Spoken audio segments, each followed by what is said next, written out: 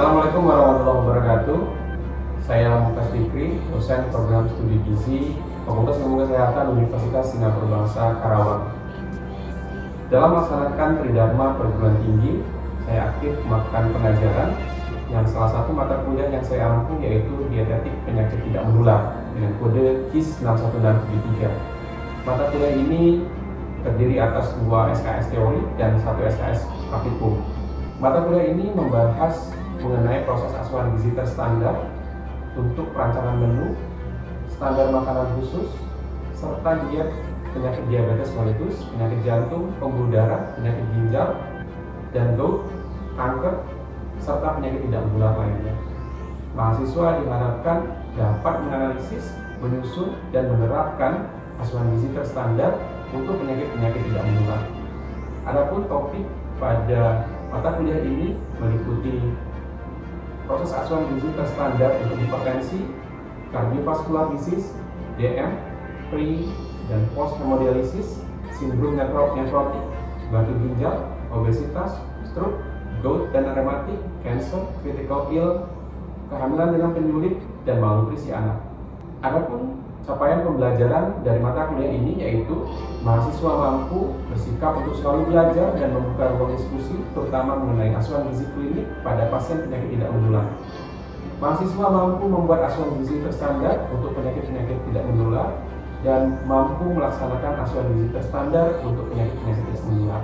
Adapun sub-CMK dari mata kuliah ini yaitu mahasiswa mendapatkan gambaran mengenai pengertian fungsi dalam belajar dietetik penyakit tidak menular, kemudian membuat, menyusun, dan melaksanakan serta mendokumentasikan form asuhan gizi terstandar bagi pasien hipertensi, diabetes mellitus, renal disorder, diabetes mellitus dengan komplikasi, cardiovascular disease, liver disease, gout, dan rheumatic disease, cancer, critical ill, kehamilan dengan penyulit, dan pasien anak, dan membuat serta menyusun dan mendokumentasikan asuhan gizi terstandar.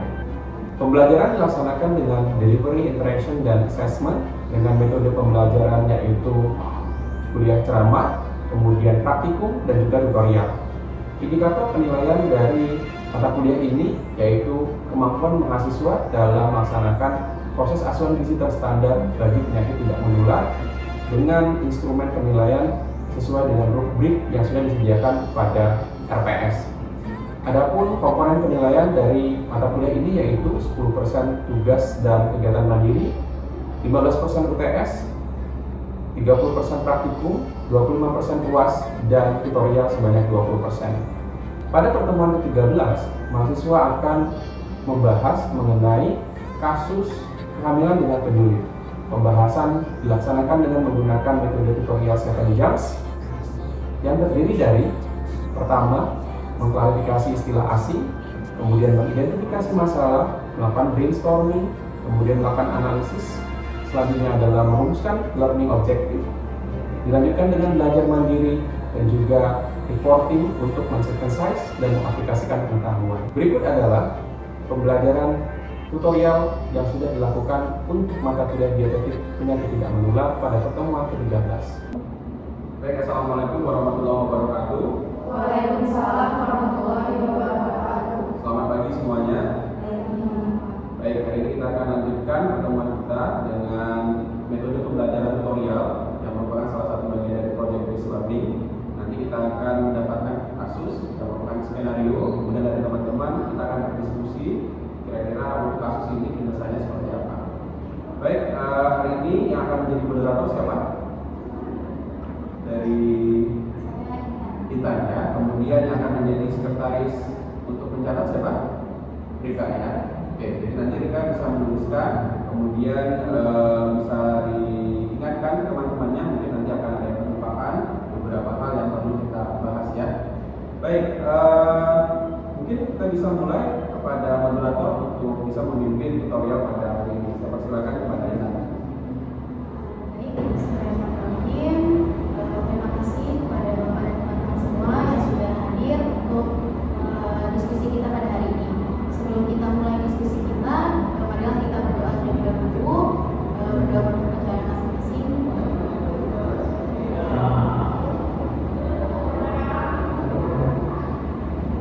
Selesai. izinkan saya untuk membacakan kasusnya terlebih dahulu. Jadi kasusnya itu Nyonya D, perempuan berusia 28 tahun dengan gravida 1, paritas 0 dan abortus 0. Saat ini hamil 30 minggu, dirawat di ruang kebidanan RSUD Karawang dengan diagnosis preeklamsia ringan. Keluhan utama adalah sakit kepala hebat dan bengkak pada kaki sejak 2 hari terakhir. Hasil pemeriksaan menunjukkan tekanan darah 150/95 mmHg dan terdapat proteinuria plus 1. Kenaikan berat badan selama kehamilan adalah 11 kg, dari 52 kg menjadi 63 kg, dengan tinggi badan 158 cm. IMT prahamil pasien yaitu 20,8 kg per meter persegi. Hasil lab menunjukkan hemoglobin pasien 10,2 gram per desiliter, albumin 3,1 gram per desiliter, dan kadar ureum dan kreatin pasien dalam batas normal. Pasien tampak cemas karena ini adalah kehamilan pertamanya. Nafsu makan menurun sejak dirawat, hanya menghabiskan kurang lebih 50% makanan dari rumah sakit dan hanya mendapatkan sekitar 800-900 kilokalori per hari. Asupan cairan diperkirakan hanya 800 ml per hari. Riwayat diet menunjukkan konsumsi tinggi garam, suka makanan instan dan asin sebelum hamil. Pasien memiliki BPJS aktif dan tinggal bersama suami dan ibu mertua. Dan juga pasien belum pernah mendapatkan konseling gizi selama kehamilan.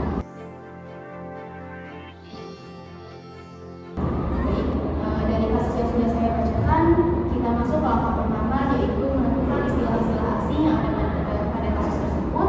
Silakan yang ingin mengajukan istilah asing. Saya ingin mengajukan istilah asing itu preeklamsi. Ada lagi? Saya ingin mengajukan istilah asing preambul. Saya ingin mengajukan proteinuria. Saya lalu mengajukan prestasi dari IMT. Saya ingin mengajukan BPJS satu, PMU dan ANO. Saya mengajukan dari alumni dan Izin, saya rasa kalau BPJS itu tidak perlu ditambahkan istilah asing. Oke ya, jadi saya potong sedikit ya. Jadi dalam tutorial ini kita tidak masalah jika ada memang istilah yang teman-teman butuh diklarifikasi, dipersilakan saja. Jadi tidak ada yang menganggap oh ini istilahnya harusnya sudah dipahami atau seperti apa. Jadi boleh saja semua kalau memang ada dari kasus yang kalian belum bisa memahami itu boleh diajukan sebagai istilah yang perlu diklarifikasi. Oke, silakan dilanjutkan. Baik, sudah cukup. Silakan yang ingin menjelaskan istilah asing yang sudah disebutkan tadi. Ada lagi? Saya ingin menjelaskan terkait istilah asing D1 di DPA itu sistem yang menggambarkan status kehamilan seorang ibu. Jadi D itu gravida, artinya sudah berapa kali ibu tersebut mengalami kehamilan dengan satu, artinya ini kehamilan pertama. Kemudian untuk P itu paritas,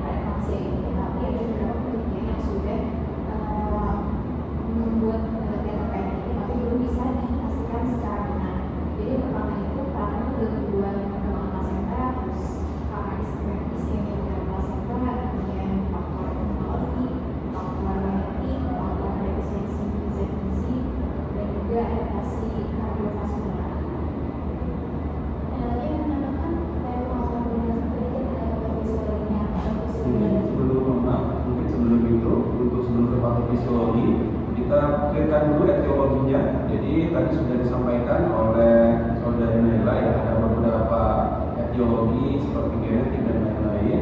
Namun perlu diperhatikan juga kira-kira dalam kasus ini yang menjadi etiologi kuat mengapa pasien mengalami preeklamsia seperti apa.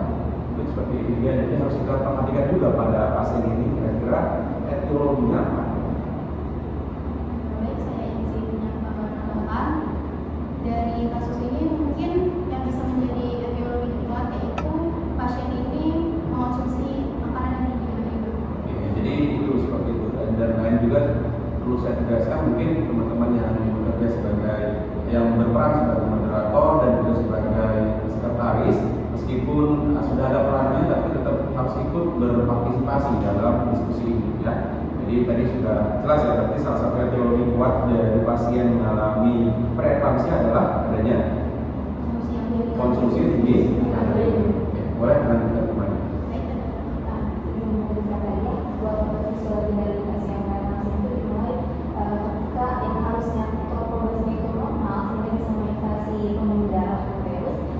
Jadi torporosis itu tidak normal sehingga terhambatkan proses infeksi ke pembuluh darah itu, sehingga pembuluh darah itu jadi terhambat dan plasenta itu menjadi kekurangan oksigen atau mengalami istilahnya plasenta. Nah, hal itu menyebabkan kebutuhan protein sinar dengan mengirimkan zat berbahaya. Nah, zat berbahaya itu menyebabkan rusaknya fungsi endotel. Nah, fungsi endotel itu bisa menyebabkan beberapa kondisi seperti cairan yang keluar, menyebabkan edema, kemudian protein yang masih bisa dengan benar, jadi dia tersaring dan bercampur dengan protein yang menyebabkan protein media. Kemudian kerusakan endotel itu juga bisa menyebabkan penurunan fase bisa menghambat pembuluh darah sehingga melakukan anemia. Kita lagi menambahkan. Saya akan menjawab pertanyaan bagaimana cara mencegah progresivitas preeklamsia yang meninggal. Jadi cara mencegahnya itu mencakup pengendalian darah, terus intervensi yang tepat seperti cairannya, terus protein, terus energi dan natrium, terus pengamanan tepat dan dukungan emosional dan dukungan dari keluarganya, serta intervensi ini itu juga penting untuk mencegah komplikasi lebih lanjut bagi ibu dan janin. Tambahan seperti jus buah segar tanpa tambahan gula. Kita lagi.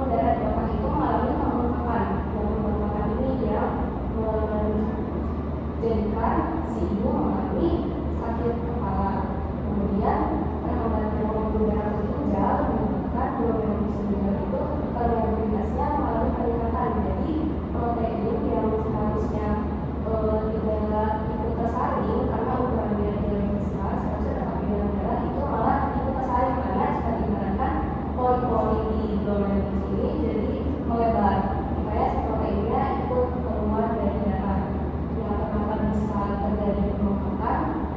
Karena protein dari dalam darah itu berkurang.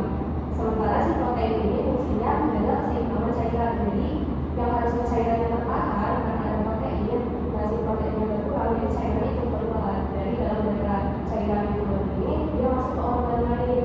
Dan si cairan ini memang menyebabkan pembengkakan. Kenapa pembengkakannya di daerah kaki? Karena cairannya ikut gravitasi, jadi membawa. Terus juga pembuluh ibu hamil itu membesar, terus dia aliran darahnya jadi visibilitas itu sempit sehingga cairannya tetap di bawah tidak bisa kemana-mana. Oke ya, teman-teman tadi sudah menjelaskan, menjawab tentang urusan masalah yang sudah kita buat. Nah, mungkin sudah baik ya presentasi disampaikan oleh masing-masing, tetapi akan lebih baik jika teman-teman yang lain itu menambahkan atau memberikan sanjungan terhadap apa yang disampaikan oleh teman-temannya. Jadi tidak hanya ketika sudah dijelaskan langsung diterima, mungkin teman-teman bisa menanyakan yang lain yang mungkin menurut teman-teman perlu untuk diklarifikasi seperti itu. Ya, nanti kedepannya bisa lebih baik. Ya, tapi mungkin beberapa hal yang menurut saya harus diklarifikasi, misalnya terkait dengan diet. Diet tadi rendah natrium mungkin oke ya diberikan untuk menjaga berat badan. Tapi kira-kira untuk proteinnya seperti apa? Karena kan dalam konteks proteinuria ini ada protein yang hilang melalui ginjal dan juga ternyata yang gigi. Nah, untuk proteinnya sendiri kira-kira seperti apa? Ini mungkin bisa dibahas. Kira-kira menurut teman-teman seperti apa? Jadi moderator bisa mengikuti. Apakah ada yang ingin menambahkan bagaimana protein diberikan kepada pasien? Kita sebetulnya preferensi ini berkaitan erat juga dengan konsumsi sendiri. Tetapi karena pasien ini preferensinya masih ringan, terus juga protein ini itu masih satu, jadi dia akan baiknya diberikan protein karena kondisi kandungan dan kondisi kandungan. Terus juga mungkin untuk pencegahan kerusakan ginjalnya itu bisa dari pemberian makanan bahan-bahannya dipilih yang menggunakan fungsi ginjal. Apakah ada yang menambahkan kembali?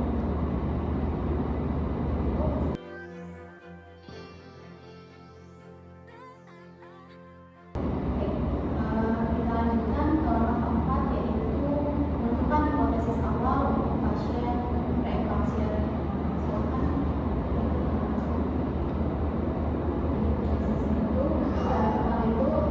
Ada hubungan tekanan darah tinggi pada pasien preeklampsia itu termasuk kejadian periodenya.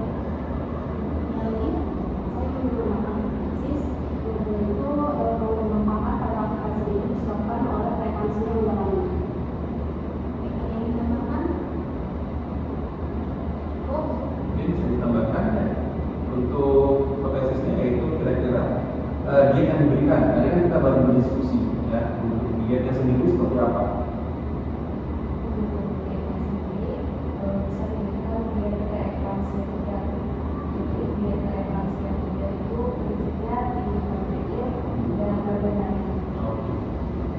Jadi setelah ini baru nanti kita bahas.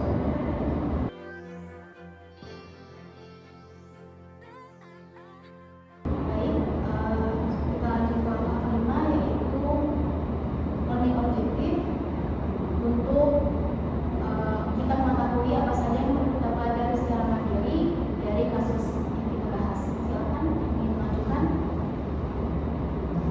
Saya ingin membahas terkait video berdasarkan kasus. Silakan. Itu mau membahas yang melanjutkan atau seperti pada kasus pasien ini. Ada lagi? Saya ingin mengkaji lebih dalam mengenai diagnosis dan poliklinik evaluasi pasien. Saya ingin mengkaji ulang terkait prevensi yang pasien ini. Baik, learning objektif kita sudah tentukan. Apakah ada yang ingin menambahkan lagi? Cukup? Baik, kita lanjutkan ke langkah keenam, yaitu pembelajaran secara mandiri untuk mengetahui apa saja yang perlu kita bahas lebih lanjut dari pasien ini. Baik, untuk itu hari ini pertemuan ini kita cukupkan terlebih dahulu. Kita lanjutkan ke pertemuan selanjutnya untuk membahas lebih lanjut hasil learning objektif kita. Sekian hari ini. Terima kasih. Wassalamualaikum warahmatullahi wabarakatuh. Waalaikumsalam warahmatullahi wabarakatuh. Oke, baik, terima kasih banyak untuk hari ini. Jadi tadi sudah ada beberapa learning outcomes yang sudah kita bahas. Yang diantaranya yang pertama adalah etiologi, kemudian patofisiologi, dan bagaimana PAGT-nya. Dari mulai assessment, kemudian diagnosis, intervensi, monitoring, dan evaluasi. Nah, ini yang nanti harus teman-teman pelajari secara mandiri, bisa dengan merujuk pada jurnal atau textbook yang terpercaya, atau juga bisa berkonsultasi dengan pakar ya. Nanti kita akan bahas lagi mengenai learning objectives ini dan akan kita bertemu di hari Jumat ya. Hari Jumat kita akan bahas ulang mengenai learning objectives yang teman-teman sudah lakukan pembelajaran secara mandiri. Oke, saya rasa cukup. Terima kasih banyak. Saya akhiri. Assalamualaikum warahmatullahi wabarakatuh. Waalaikumsalam warahmatullahi wabarakatuh.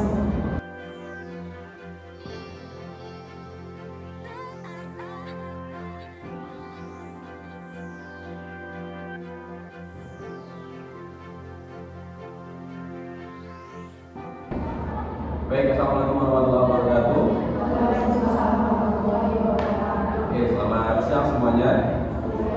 Hari ini kita akan lanjutkan tutorial kita pada kasus preeklamsia yang sudah kita bahas sebelumnya. Jadi dalam tutorial ini ada 7 tahapan ya, diawali dengan klarifikasi kasus atau istilah asing, kemudian kita merumuskan masalah, melakukan brainstorming, kemudian melakukan hipotesis awal, dan yang terakhir kita lakukan kemarin adalah menentukan learning objectives. Nah, itu semua sudah kita lakukan dan teman-teman sudah melakukan belajar mandiri juga sesuai dengan learning objectives yang sudah kita tentukan. Hari ini kita akan coba untuk melaporkan hasil dari belajar mandiri yang sudah teman-teman lakukan ya.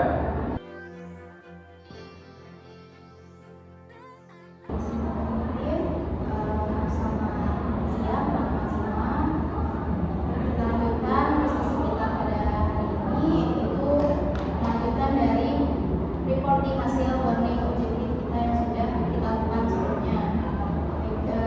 Sebelumnya, apakah ada yang mengajukan terlebih dahulu hasil dari learning objektif? Saya ingin memaparkan terkait mulai dari kasus yang dibahas. Jadi teori ini yang harus dibahas itu adalah keinginan diri ya. Keinginan diri ini kan maksudnya itu untuk mendasar dalam menjadi keseimbangan cairan dan juga kepandangan. Jadi karena si dunia ini keinginan diri, itu bisa sinar-sinarnya tinggi itu menahan cairan yang ada di dalam tubuhnya sehingga volume darahnya meningkat dan tekanan darahnya naik. Itu yang pertama. Kemudian yang kedua bisa juga karena ini kan kehamilan pertama ya. Karena kehamilan pertama jadi si ibu itu menganggap asing bisa jadi kenapa asing karena itu kan ada DNA dari ayahnya. Nah dari situ sistem imun itu bisa jadi intoleran sehingga mengganggu perkembangan plasenta dan menghambat aliran darah ke si plasenta. Moderator mungkin bisa aktif dalam menanyakan teman-temannya, siapa tahu bisa yang menambahkan. Silakan, ada yang menambahkan etiologinya? Jadi tadi tromboblasnya itu tidak mampu berkembang dengan baik, yang membuat pembuluh darahnya tidak bisa berkembang dengan baik. Yang harusnya dia bagaimana? Mungkin bisa. Oke, jadi harusnya dia bisa berkembang untuk bisa mengalirkan air ke plasenta dengan suatu pembuluh darah dengan baik ke dalam plasenta kemudian ke janin, tapi karena perkembangannya terhambat dan membuat aliran darahnya menjadi terhambat. Oke, ada lagi mungkin bisa menambahkan, mungkin moderator bisa lebih bisa mengajak teman-temannya dalam menambahkan. Jadi misalnya itu pada pasien ini kan pasien ini kan dari kehamilan pertama kan, terus harusnya kalau usia normal di sini pada pasien ini itu tidak normal, jadi proses invasi itu terhambat sehingga plasentanya itu kekurangan oksigen seperti yang kita jelaskan, kekurangan oksigen, jadi makanya itu mengirim sinyal dengan memberikan zat anti-androgen seperti SSRI1, endorfin sama ROS. Nah, karena zat itu dikirim menyebabkan fungsi normal endotel itu terhambat dan mengalami disfungsi endotel. Nah, disfungsi endotel itu menyebabkan penurunan fungsi pembuluh darah sehingga terjadi tekanan darah. Pada pasien ini kan tekanan darahnya itu 150/95 mmHg ya. Nah itu kan termasuk tinggi ya, dan itu merupakan penyebab disfungsi endotel itu. Kemudian saya juga terjadi pembengkakan karena keluarnya cairan gitu karena sekarang datang menyebabkan edema. Kemudian saya juga karena kan fungsi itu kan ini rusak, jadi yang harusnya menjadi protein jadi bisa menjadi sehingga proteinnya berada di darah dan menyambut dengan protein dan terjadilah protein meninggal. Maka pasien itu mengalami protein meninggal gitu. Apakah fisiologi yang disampaikan Jadi tadi faktor fisiologinya yang pertama tekanan darah naik karena apa? Karena adanya disfungsi endotel ya. Kemudian karena disfungsi endotel ini juga menyebabkan glomerulus yang harusnya dapat menyerap kembali si protein atau dia bisa menahan protein agar tidak keluar, justru malah keluar melalui urin ya, sehingga disebut dengan protein uria. Oke, boleh dilanjutkan. Tentang dietnya sebentar. Tadi sudah dijelaskan diet yang diberikan adalah diet preeklamsia 3 dengan beberapa prinsip seperti protein yang cukup, kemudian natriumnya dibatasi. Namun saya belum mendapatkan bentuk dari makanan karena kan pasien saat ini sudah sedang mengalami mual seperti itu ya, nafsu makannya menurun. Nah, kira-kira bentuknya apa? Bentuk biasa. Kenapa bentuk biasa?